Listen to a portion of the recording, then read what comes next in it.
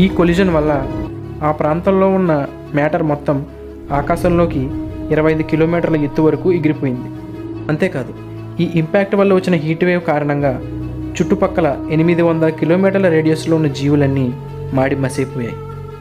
ఈ తాకిడి వల్ల రిలీజ్ అయిన ఎనర్జీ దాదాపు 10 బిలియన్ అటామిక్ బాంబ్స్తో సమానం. ఈ విస్ఫోటనం వల్ల సముద్రంలో 4.5 కిలోమీటర్ల ఎత్తున ఉన్న సునామీ అలలు ఏర్పడి తన పరిధి మేర వరకు అంత జలమయం చేసింది.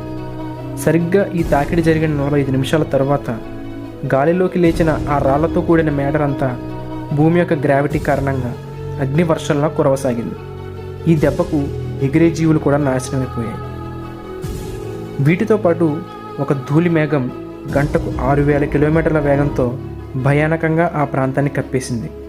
ఈ ధూళి మేఘం ఎన్నో కిలోమీటర్ల మందంతో ఉంది. దీనివల్ల సూర్యకాంతి